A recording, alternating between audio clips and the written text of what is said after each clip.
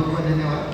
प्रभु जी, मेरा प्रश्न ये है, इस श्लोक में बताया गया, मुख्यतः इस श्लोक में जो है धृतराष्ट्र का संशय है इसमें, और ये संशय इस कारण की वजह से हो रहा है, स्थान की वजह से हो रहा है। और उस स्थान की वजह से क्यों हो रहा है, प्रभुपाद तात्पर्य में लिखते हैं क्योंकि जो कुरुक्षेत्र है उस कुरुक्षेत्र को पवित्र स्थान कहा जाता है, और जिस पवित्र स्थान को देवी देवता भी पूजते हैं। और दूसरी बात है, उस स्थान पर भी कुछ भी कार्य किया जाता है तो मंगलमय संचालित होता है, मंगल विस्तारित करता है। और धृतराष्ट्र को ये शंका था, जो मेरे पुत्रोपेक्षा जो पांडव के पुत्र थे वो अत्यंत धर्मपरायण थे, इसका मतलब उनकी ओर मंगल संचालित हो जाएगा। ये इतना धृतराष्ट्र को कंफर्म था, इसलिए वो संशय कर रहा था। देखिए, धृतराष्ट्र जैसा जो अंधे अंदर से भी है और बाहर से भी है, फिर भी वो संशय उनके अंदर था। लेकिन अभी मेरे अंदर संशय है। आज का जिसे आप बताइए, पुणे एक पवित्र नगरी है, स्थान की महत्व है। मैं बोलूँगा पुणे, दूसरा बांग्लादेश में भी हम सोच सकते हैं, वो बहुत पवित्र स्थान है, क्योंकि हमारा गौड़िया संप्रदाय से जितने भी महान आचार्य आए हैं वो स्थान से आए। इस स्थान में भी दोनों जगह बहुत पवित्र स्थान है।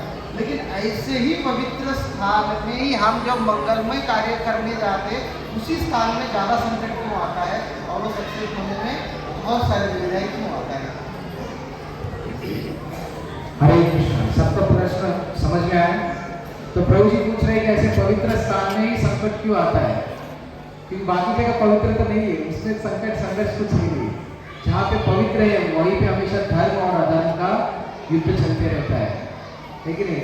अगर देखा जाए तो ये भारतवर्ष ही ऐसा है, भारत भूमि ऐसा है, यहीं पे बहुत सारे भगवान के अवतार है कि नहीं? यहीं पे बहुत सारे साधु संत है। तो इस प्रकार से बांग्लादेश में देखें, वहाँ पे भी बहुत सारे साधु संत है। तो निश्चित रूप से ये जो कली का प्रभाव है, थोड़ा सा पास में देखें, एक कली का प्रभाव जो है निश्चित रूप में सबके ऊपर हावी होगा ही।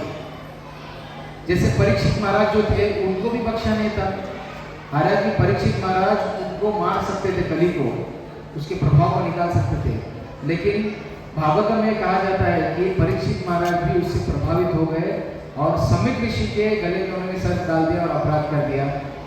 हालांकि वो धर्मपरायण थे, वो ब्राह्मणों के प्रति बहुत आदर सम्मान था, फिर भी भूखे और प्यास के कारण उन्होंने क्या किया, उन्होंने उस ऋषि को अपराध कर दिया। देखिए, परीक्षित महाराज जैसे शुद्ध भक्त भी प्रभावित हो गए। हालांकि परीक्षित महाराज शुद्ध भक्त थे, वो हमको सिखाना चाहते हैं कि ये कलयुग के प्रभाव में कोई भी बचता नहीं है, इसमें संघर्ष होता ही है। तो इससे भगवान भी जब वहीं पे कली को स्थान दिया है, ठीक है आपका समय अभी चलेगा। क्या समय चलेगा? आपका कली का समय चलते लगेगा, मतलब क्या है, अधर्म चीजें बढ़ते जाएंगे। तो इसलिए मैंने कहा इसी श्लोक, इसी प्रवचन में कि अधर्मी लोग बहुत रहेंगे, अधर्मी के फॉलोअर्स बहुत रहेंगे, लेकिन धर्म का हमेशा निश्चित रूप से जीत होता है। अभी वो समय का अभाव है, समय का। मेरा ऐसे नहीं है, क्या वो स्थान उस समय वो प्रभाव संचालित नहीं करता है? क्योंकि यहाँ धृतराष्ट्र प्रभुपाद तात्पर्य में बोलते मंगलमय कार्य संचालित करता है उस स्थान, इसीलिए धृतराष्ट्र को समझा था। तो क्या हमारे यहाँ भी मंगलमय कार्य उस स्थान में नहीं संचालित हो रहा है क्या? होगा, जरूर होगा।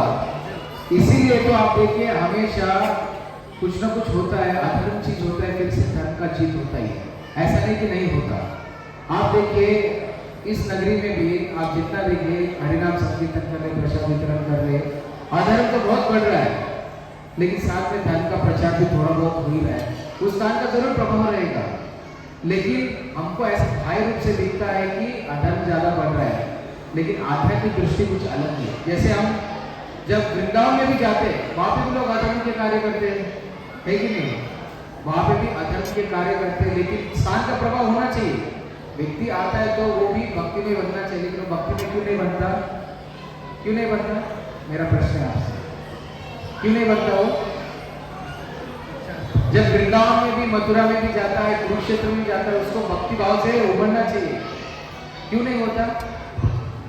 देखने की नजरिया अलग है। हाँ, वो सही ढंग से दर्शन नहीं कर पा रहे। क्योंकि हमारी भौतिक नजर है, अभी भी भौतिक नजर है, अभी भौतिक चीजों के प्रति आसक्ति है।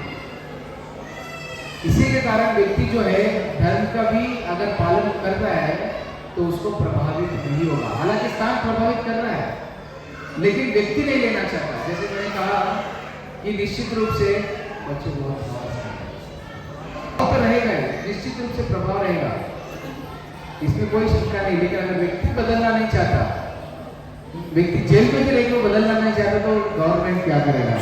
अगर वो बदल रहा है तो गवर्नमेंट उसको सहायता करेगा, उसको बाहर निकालेगा, है कि नहीं?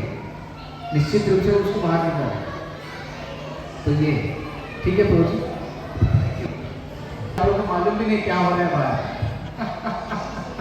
ऐसा भी नहीं है ना? हरे राम राम राम हरे। धन्यवाद। श्री प्रभुपाद की, मैं तो गौर भक्तवृंद की। पवित्र स्थान, तो हम भी उसी पवित्र स्थान में है, पर उस पवित्र स्थान की प्रभाव तब तक हमारे ऊपर नहीं पड़ेगा जब तक हम अपने आप को सुधारने का प्रयत्न नहीं करेंगे। स्थान का तो प्रभाव रहेगा ही, लेकिन हम अपने आप को सुधारने का प्रयत्न करना चाहिए। प्रभु जी ने बहुत सुंदर तरीके से मार्गदर्शन कराए, इसीलिए प्रभु जी को हम स्टोर भूतरी की तरफ से एक बार प्रेम से हरे कृष्ण महामंत्र बोलकर आवाज प्रकट करेंगे। हरे कृष्णा कृष्णा कृष्णा हरे हरे, हरे राम राम राम हरे हरे। और आज जो प्रसाद के रूप में मुझे तो कृपा आए हैं विश्व भूश्री भक्त वृंद की तरफ से,